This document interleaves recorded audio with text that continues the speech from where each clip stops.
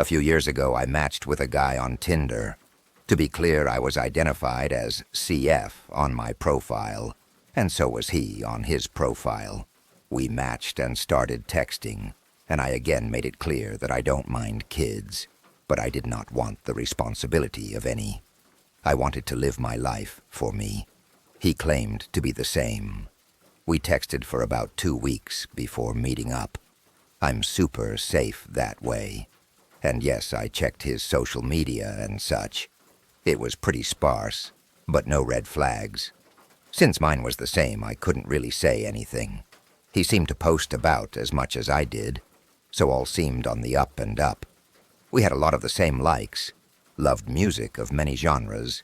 He played the guitar, and I play the piano and violin. Both liked animals and enjoyed casual hiking. Loved to read, though I've since come to realize he was definitely lying about how much he read.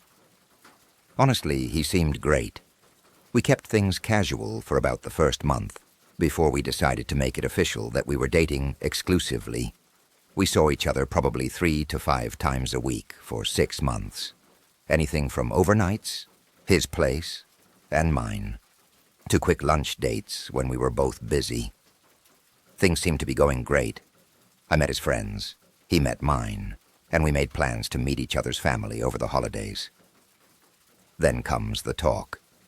You know, the one where you're more than casually interested and actually starting to think long-term about a partner. The one where you make sure you're on the same page about long-term life goals and ambitions. So we are having dinner, and I let him know I'm on track to retire at 40 to 45, and that I want to move to Europe and travel extensively. Take up writing and art again.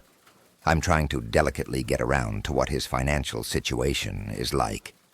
If he's got hundreds of thousands in debt, I need to bail, but if he's only marginally in debt, I'm willing to invest in the relationship at this point, because he seems so great. Funny, smart, kind, hot as hell, and a damn good lay. Lol.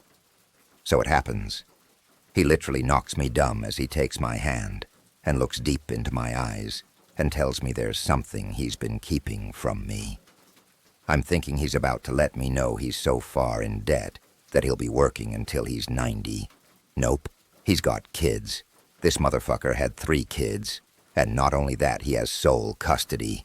I'm literally stunned, speechless, as I listen to him explain to me that the condo we're currently sitting in is in fact not his house, but his single brother's, who agreed to let him use it for our dates so his parents can watch his kids at his house, since their apartment isn't kid-proofed. I remain speechless as he explains he didn't tell me earlier because he was afraid I would stop speaking to him, and that he can't bear to lose me because I'm the most amazing woman he's ever met.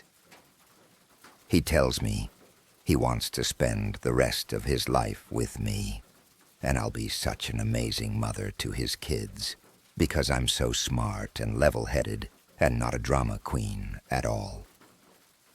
This bastard then goes on to say that instead of me retiring early, I should sell my house and help him pay off his mortgage and debt, and then we can save to put all 3 of his kids through college, and once they graduate, they can get good jobs and send us to Europe on vacation.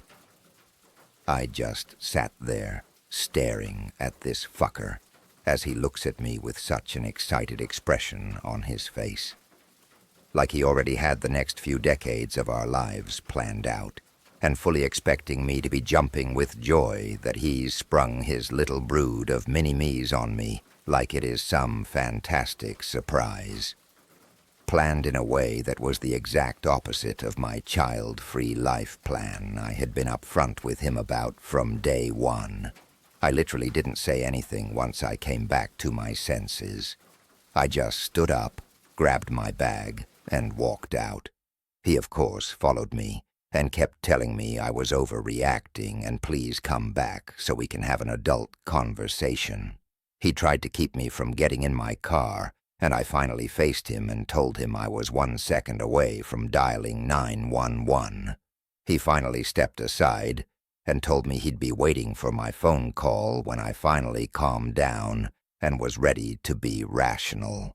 Over the next 2 months, I was forced to change my cell number and threatened to have a restraining order taken against him and his whole family because he, his mom, his dad, and his fucking brother all started harassing me, blowing up my phone all hours of the day, coming by my house and my work, all of them telling me what a horrible person I must be to hate children so much that I would turn a great guy like him down.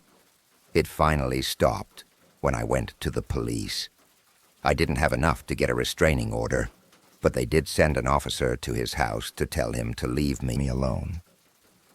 He called one last time to leave me a message and tell me I was going to die a lonely cat lady and he was fucking done with me, and that I was lucky he'd given me the time of day because I wasn't that hot anyways.